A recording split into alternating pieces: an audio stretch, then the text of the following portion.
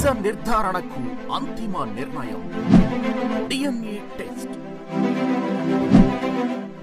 ఉన్నది ఉన్నట్లుగా వాస్తవాలను శోధించి వివరించే మన డిఎన్ఏ టీవీ, మన రాష్ట్రం, మన ఛానల్. రెడ్డోడు బయటకు వచ్చేసాడు, కమ్మోడు బయటకు వచ్చేసాడు, అందరూ బయటకు వచ్చేసాడు, ఒక మాదిగోడు తప్ప. నిజంగా అంటే అది మీరు చాలా ప్రెస్టేజ్ గా తీసుకున్నారు. నేను మీరెన్నన్నా నేను ప్రెస్టేజ్ గా తీసుకున్నా, మీరేమన్నా అనుకోండి. అంది కాబట్టి అవన్నీ మర్చిపోతే నేను బేబమ్మని నెక్స్ట్ హోమ్ మినిస్టర్ గా చూడాలంతే. అయ్యో, ఆయన ముందు అనేరు లేకపోయింది. లేదు లేదు లేదు, ఇది ఇందాక లాయర్స్ కూడా ఇదే మాట అన్నారు. మీరు అనుకుంటున్నాక మన కోర్టు ఎదురుగా నిన్న ఒక కానిస్టేబుల్ గా సిఐ అయ్యాడు. అన్న దగ్గర జైలు దగ్గర నన్ను బొమ్మ ఇజ్రాయెల్ అన్న ఇంటర్వ్యూ పెట్టమన్నా లోపలికి కదా, వాళ్ళు ఇక్కడ పెట్టరు కదా.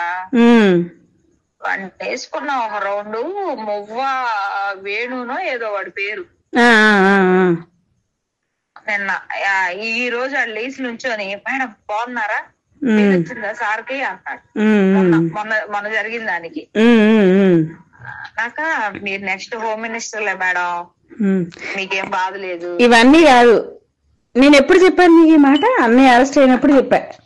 అంటే ఏంటి నా మీద కోపమా మా ఆయన మీద కోపమా మీకన్నా? లేదు మేడం, రాష్ట్రం అంతా మాట్లాడుకుంటుంది. కాకపోతే అలా అందరు చెప్తుంటే ఏదో తెలియని ఆనందం పెచ్చదాన్ని. భగవంతుడు రాయాలి మేడం, మనుషులు అంటే కాదు, దేవుడు రాయాలి మన రాతలని. మీ దేవుడు రాసేసాడు, మీరు నెక్స్ట్ హోమ్ మినిస్టర్ అంతే మేడం. ఆవిడ నోరుగల్లాదన్నా రాసా మేడం నన్ను. ఈ రోజు లాయర్లు ఏమన్నారు తెలుసా? మీరు నమ్మరు, ఆయన బయటకు వచ్చిన తర్వాత బేబమ్మదే హవా సాగుతుంది, బేబమ్మ హవా సాగుతుంది, జగన్ బేబమ్మకే టికెట్ ఇస్తాడు, ఇంకా ఈయన సేవ చేసుకోవాల్సిందే లోపల ఉండి సురేష్ గారు. నేను నోరుగల్లదన్నారా మేడం? నేను ఎవరిని ఏమన్నానండి? మీరు అనలేదు, మీ ఇంటర్వ్యూలు మాట్లాడుతున్నాయి. నేను ఏదో ఏడండి మేడం అంటే జూమ్ పెట్టినా కూడా కంట్లో కన్నీళ్ళు కనబట్టలేదు కానీ తుడుచుకుంటున్నారు మీరు. మేడం ఏడవండి అని సజెషన్ ఇచ్చా, ఇలా మాట్లాడండి అని. మీరేం చేశారు? జూమ్ పెట్టినా కూడా దొరకట్లేదు. ఏమన్నాడు సతీష్? ఏమన్నాడు తెలుసా? సాక్షి సతీష్ కొంచెం ఆమె ఇంటర్వ్యూ చేసినప్పుడు జాగ్రత్తగా ఫ్లెక్సిబుల్ క్వశ్చన్స్ అడుగు సతీష్, మేము